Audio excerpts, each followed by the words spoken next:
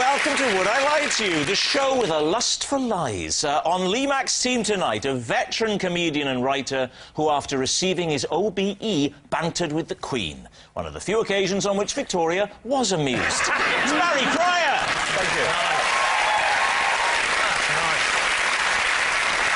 And the star of BBC series Supersizers, who once had to eat the same sort of food that people lived on during World War II, when she went for lunch at Barry Cryer's house. It's Sue Perkins! And joining David Mitchell tonight, a comedian who left university with a degree in physics. I mean, God knows who it belonged to, but finders keepers, I say. Dara Briain! And a TV presenter who, for comic relief, took part in a gruelling trek across a bleak African desert. A journey she easily coped with, as she regularly gets the train from Dundee to London. It's Lorraine Kelly! And so we begin, as always, with round one. It's Home Truths, where our panellists each read out a statement from the card in front of them. Now, to make things harder, they've never seen the card before, so they've no idea what they'll be faced with. And it's up to the opposing team to sift the truth from the lies. Dara starts us off tonight. Dara, off you go. OK. On doctor's advice, I have to sleep in a cycle helmet due to the violent nature of my dreams. Lee, where to begin? Tell us about the violent nature of your dreams. Yes. I move a lot within the dream. They're active rather than like hack and slash movie type violent. They're more, I'm playing a match or I'm running or something. And I move a lot in the bed. Dara, what damage can you do to yourself with a pillow? Well, it's only you can get around, but I can snap. I can, you know, it can go back quite violent. Like, I can recoil. What does your wife think? Do you share a bed? I do share a bed, yes. When did the doctor prescribe the helmet? It was during my teenage years. It was late teens, whatever, that stage that it began to... That is the age when you start tossing and turning. Yes. I'm not having that. If I can't make an innocent comment, please, this isn't Never Mind Your Buzzcocks. I dreamt, this is true, I dreamt the other night that I was being spooned, I was the spoonee, with a lion. Seriously, and I could feel its big, hairy arms and its legs, well, they're all legs, aren't they? All legs around me, and I could feel it, and I could smell it, and it was so vivid, and I liked it. So the last thing I would have done is lash out because I was feared for my life. Yeah, but I didn't have that dream. You feared for your life and you liked it. It was a lion! I thought when you said you liked it, you must have in some way thought you were safe with this lion. But it was actually the fear that you liked. We've all had experiences in bed, David, where we are simultaneously afraid and excited, yeah? So, Dara, back to the image. Yeah. What do you wear in bed? Other than that? Yeah. Pyjamas and a T-shirt. It's a lovely look. The pyjama with the jacket. I don't want the jacket that has unnecessarily As if you wore a blazer in bed, it would clash with your cycle helmet. It is odd, isn't it, the way pyjamas have a collar that could take a tie. Back to the cycle helmet. You know Petr Cech, the goalkeeper for Chelsea, right? You better explain to David who he is. There's a footballer called Petr Cech who got kicked in the head once, right? The goalkeeper's the one that owns the club, right? Get him, yeah. Anyway, got kicked in the head, and he wears a kind of a padded head. It's very similar to that, like, because, you know, and if you've had a previous head injury, and I had a, you know, if you've had a knock in the past... What was your previous head injury? I literally fell off a bike when I was a teenager. I went off a bike and... How ironic they make you wear a cycle helmet to remind you of that terrible day. When did you start wearing the cycle helmet in bed? That was when I was 16. So you've been wearing it in bed since you were 16? Yeah. How old are you now? 39. So obviously on your honeymoon night you wore it, did you? She was used to that. She'd seen it, yeah. So every night? I've heard of safe sex. During sex? During sex are you wearing it? Because then you're really thrashing around, aren't you? Do you presume that there's no gap between the end of sex and sleep that I couldn't then go, oh, that was magic? You know what? To To me, it's more disturbing. To be able to go, that was marvellous, Dick. What the hell are you putting on your head? Right, Lee, it's time to take a guess. Well, what do you think? If he's not telling the truth, he's made life very hard for himself because he didn't have to say he was doing it for 23 years. How long have you known him for? I never slept with him. No. It's lie. Say it's a lie. So, Dara, are you telling the truth or was it a lie? That scar that goes from there to there? Huh? Yeah? Nah, it's a lie.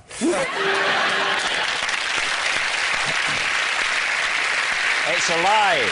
Dara wasn't advised to sleep in a cycle helmet because of the violent nature of his dreams. Lorraine, you're up next. I once presented an episode of TV AM whilst drunk.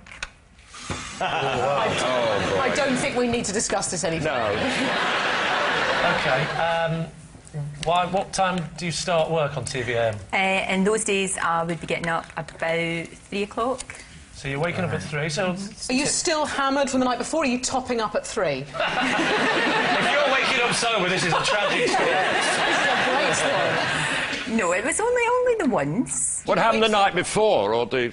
No, I went for lunch. A long lunch? About 12... Well, aye. Well, aye. What time does the lunch start? About 12:30. OK. What time did you finish drinking? About 3 o'clock. 3 o'clock in the morning? So you've drunk all the way through till 3 o'clock in the morning? That's a big lunch. Hang on, that's your wake-up time, isn't it? Yeah. So you've not slept? It was an all-nighter? Yeah. So you at 3 o'clock, you're drinking from 12 till 3 in the morning, and you go to work now, lads. See you later, I'm on telly. Lorraine Kelly, Yes. who were you with? Who was I with? I was celebrating with John Hannah, the actor. John Hannah, the actor. Because John... Stop the clocks. Exactly. And we kind of did. And all of his friends, and he was celebrating the fact that he'd got the part in 4 Weddings. Was he really? Isn't that well? I hope this is true now because that's a lovely story. I know. And you went drinking. It's a sort of lovely story that she turned up drunk on air after a 19-hour drinking session. It's quite heartwarming. But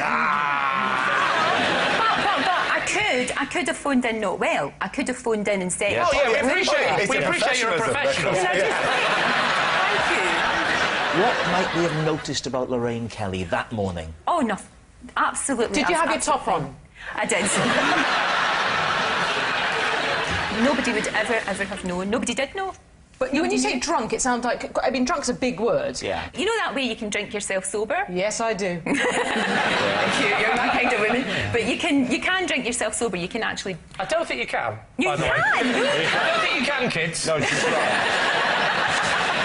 What do they say Mummy, about... do you know what Lorraine Kelly's just said on television? You can't drink yourself slow. Yes, you can. You're right, Lorraine. Thank you, Barry, you can. Yeah, you're right. So, Lee's team, what do you think? What do we think, Barry? Is this true or a lie? I'm an old-fashioned gent. I'm sorry to say, I think it's true.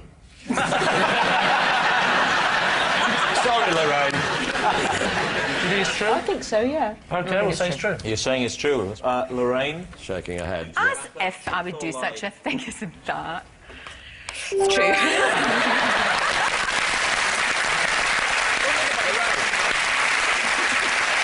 Yes, it's true. Lorraine did once present an episode of TVAM drunk. Yes, it's astonishing, isn't it? Only once. I mean, that's nothing. I once got so drunk I watched an episode of TVAM. Barry?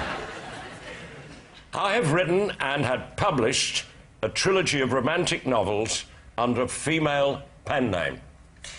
Ooh. OK. What's the female pen name, Barry? Mary Windsor. Mary Windsor. Mary Windsor. Yeah. And what stage in your career was this? Early. So I'd written, done one book of anecdotes, and the publisher said they fancied doing a sort of Barbara Cartland, you know, a sort of one of those. Were the anecdotes particularly romantic in your book? No, not originally. I don't know why they chose me, but I went for it, and I got away with 3 of them. which didn't sell. Obviously, nobody's heard of them. But Were they linked, by the way? Was it a trilogy, or were they, you know, was it the same story? No, there were 3 separate stories. Great, so that's all 3 plots, please, off the cuff. Yes. Let's go for book number 1. Yes, book number 1 was a shameless rip-off of Lady Chatterley's Lover. It was about a guy who worked on the estate and the lady of the manor. It was just blatant. And what was it called, Barry? What was the title of that one? My Land. It was a quotation from the lady of the manor who said it at a crucial point in the plot. Oh, how crucial. On their first falling out. They become lovers, and then it became very tense and something, and then she became very autocratic with him. And it was a very moving moment, if I say so myself.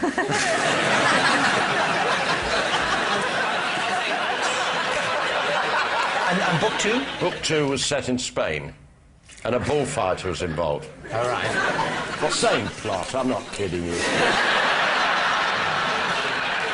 Was book 2 called My Bull? I'm ashamed to say it was called Hasta la Vista.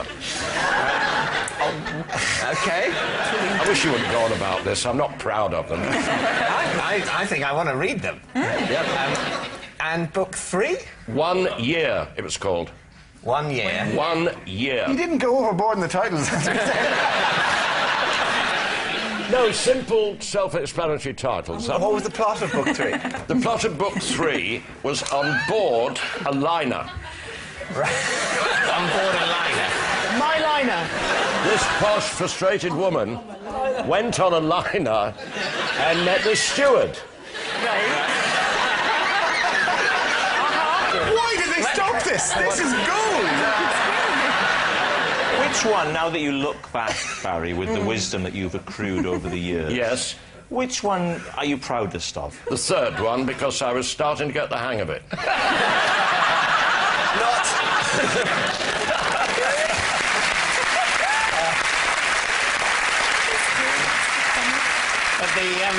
the publishers disagreed. They thought you were losing what hang of it you'd ever had. Yes. What are you thinking, David Steve? What do you think, Lorraine? Oh, no. You know, I just don't see Barry having the time to do it. And I could write those drunk in the morning.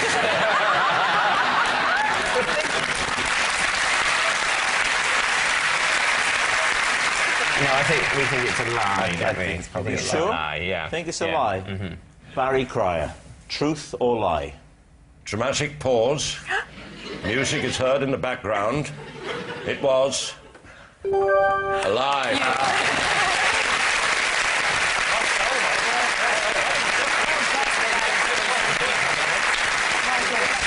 It's a lie. Barry hasn't written a trilogy of romantic novels under a female pen name. I love romantic fiction. And the new Jilly Cooper book features a highly sexed woman who makes love in the strangest of places. It's on the shelves Monday, hanging from a chandelier Tuesday, on top of the wardrobe Wednesday. Our next round is called This Is My, where we bring on a mystery guest who has a close connection to one of our panellists. So please welcome this week's special guest, Rod.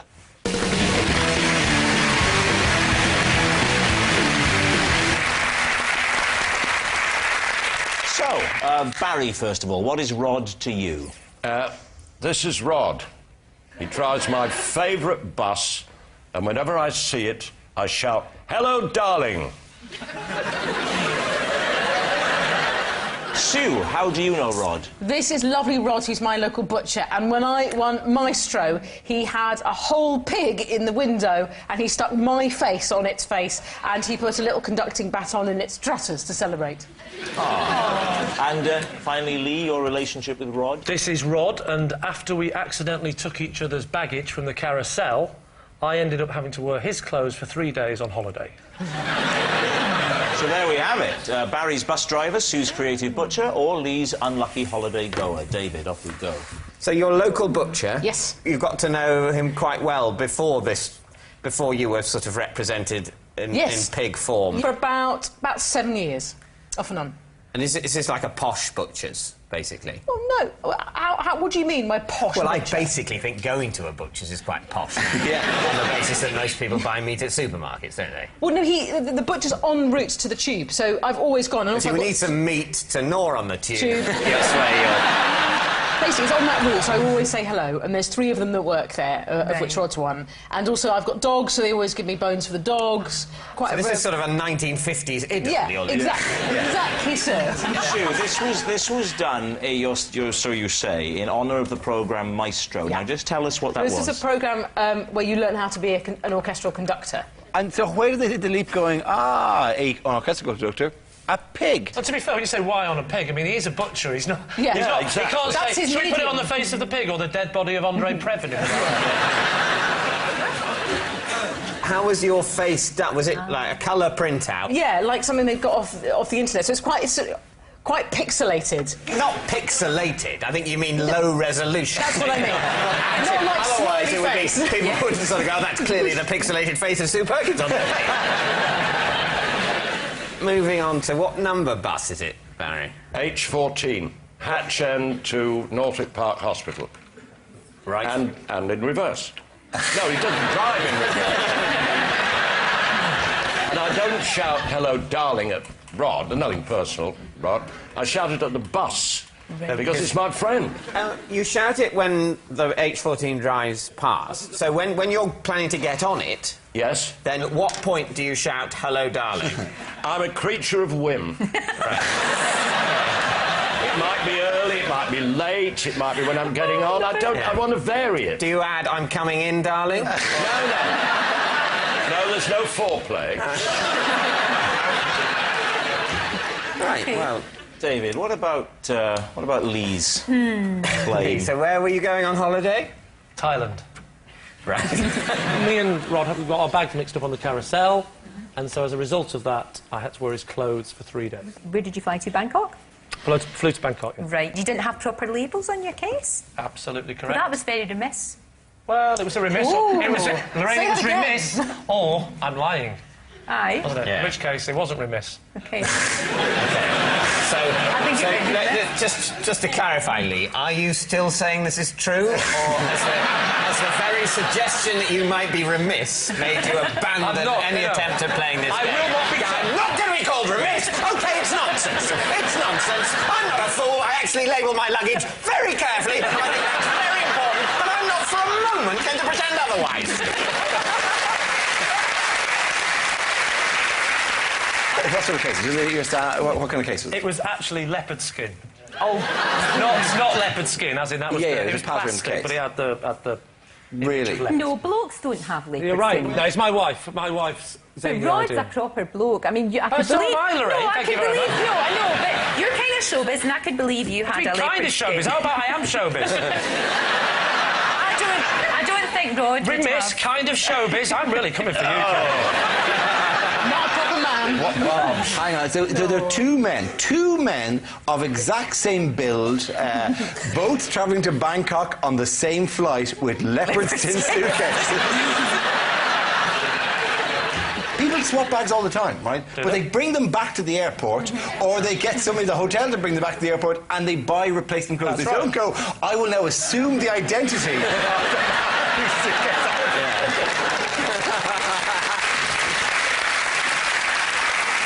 But I have to be honest, though, it's the rules of the game. I wasn't in Bangkok. I had to fly again from Bangkok to a place called Krabi, and then we got on a boat to an island resort. Yeah. So it was a long way back to Bangkok. So you didn't open your case until you got to your final destination? Yes. What were Rod's clothes like? Were you happy to wear them, and did they fit you, and were they OK? I think you can look at Rod. You can see he's a stylish man. His wigs weren't great, but let's say some of the things I wouldn't have worn. For example, his bus conductor's outfit. I wouldn't have worn that. And as for his butcher's outfit... What are you thinking, David? I mean, it's a tricky one, I think, this week. I think it's Sue. Really? Yeah. Say, I think it's probably Sue. but Do you? I think it's Lee. You think it's You think it's Lee? Lorraine, can I just say, even I don't think No, it's 2 against 1. You should go first. We're going to go for... Yeah. OK, we'll definitely. think We're gonna it's go for Sue. Yeah. Right, Rod, would you please reveal your true identity? I'm Rod, and I'm Barry's H14 driver.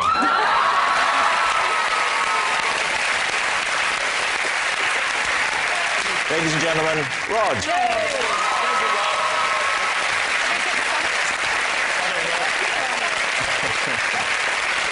Time now for some high-speed lying. In our final round, quick-fire lies. Our panellists don't know whether they're about to read out a true fact about themselves or a made-up lie they've never seen before. David is currently behind, so really has to work hard to grab some extra points if they want to win. We will start with... Yeah, oh, David. Possession. Right, well, you know the form. There's a box on the desk. Could be. Take out the object first and show us that, and then read out the card, please. Stop! It's true! It's true! Move on! We don't even need to hear it. This is my bare tablecloth. Customs officers once cut his head off and searched him for smuggled goods. Can we see? Is there proof? Let me Yes, see. as you Is can there see. Is there any way of telling? There's some stitching there. Oh, just tilt his chin up then so we can see the stitching. let's have a Not look. too much, and upset him. All right. Can we have a look at the burr? Yes, of We'll course see you the can have bear, stitching. yeah. Throw him over it violently. No, don't I couldn't possibly. Come on, he's been decapitated. He's seen worse. You can't throw the bear. That'd be a shame. Thank you, Lorraine. Sorry, I meant you to pass it to Rob. I've now, made you do the whole journey. Take the bear over there, please, Lorraine. It's in my contract. I never leave the desk. David, just look at me. Right. I didn't... How's this making you feel?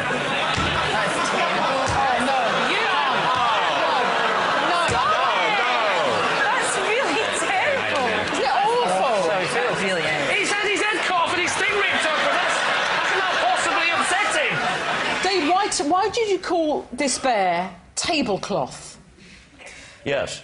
Because when I was very little, he had a little jacket made out of a tablecloth.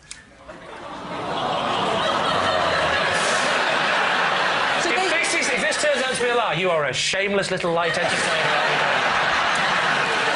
Coming from you, Lee, that is a compliment. Where was the customs? Where were we going from or to? Or? We were going back from Minorca. What did they say they were looking for?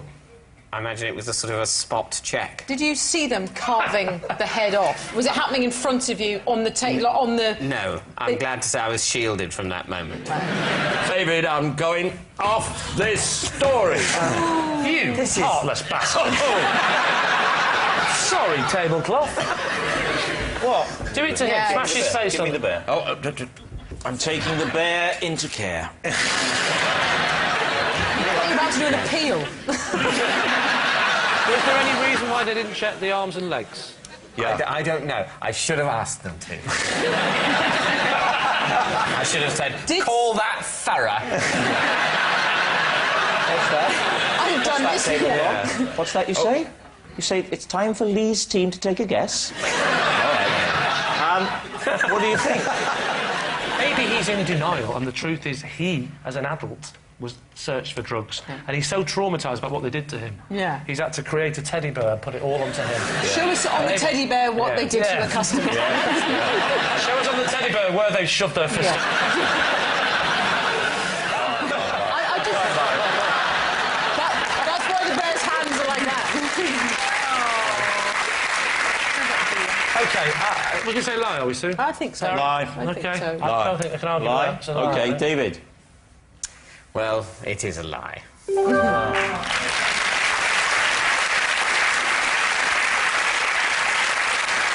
Yes, it's a lie. David's teddy bear didn't have his head cut off by customs officers as they searched for smuggled goods. Now, when I was a rebellious young man, I once stuck 2 fingers up to a customs officer who pulled me aside, put on a rubber glove and returned the favour. Next. Oh, it's Lee. Lee's go. Possession. Right, box under the desk, Lee. I'd like you to read the card first and then show us what's in there, Lee. I spent an entire year in a plastic work class at school, and this is the only thing I managed to make. Plastic work? What is it? What is it? I don't know. Can we have a look? Can you bring Hey, it up? what is that, though? Thank you. It's shit. You bastard, and I treated your teddy bear with such respect.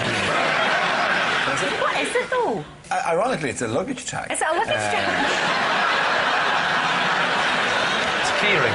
It's a keyring, Oh, is it a keyring? What is it? Are you a big sports fan, eh? I do follow football. Yeah, which team do you follow? I follow Blackburn Rovers. Blackburn Rovers. Blackburn doesn't begin with an L, does it? So what was the LFC? It was Liberace for Chancellor.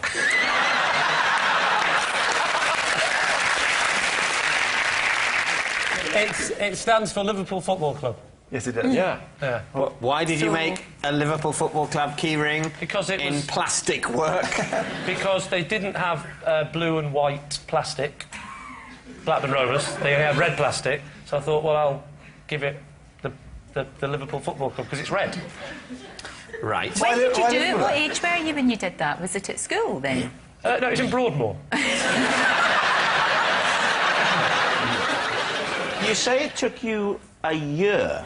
No, a year.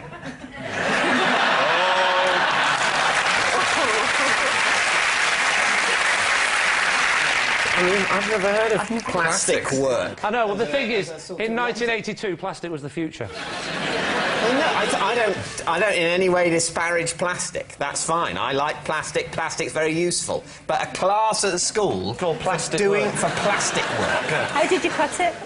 What did Well, you not use? like that.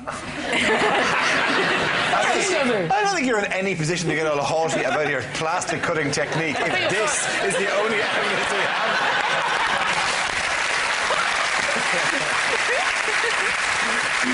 I must say, I don't believe this, but I'd love to know what this object is, who made it and why. But I think we think it's a lie. Oh, a lie. Oh, no, A lie. totally. Saying it's a lie. Totally. OK, they say it's a lie. Lee, is it a truth or is it a lie? It is, in fact, true.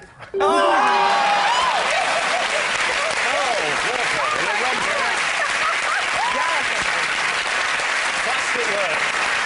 That was a lesson that never caught on. Plastic work. Plastic work. Does anyone else do plastic work? Did you get marked on that? Was that Yes, I submitted did for get marked. What was your grade? I got a 2-1 and we went straight to Oxford. What do you think?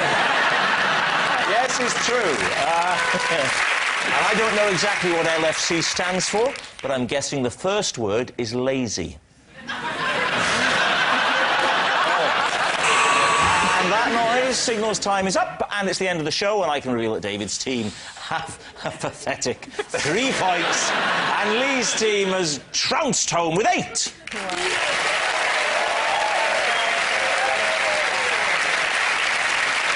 But of course, it's not just a team game, and my individual liar of the week this week is Barry Cryer. Yes, Barry Cryer, who hasn't lied so much since he typed the words new material at the top of a page of jokes. Good night.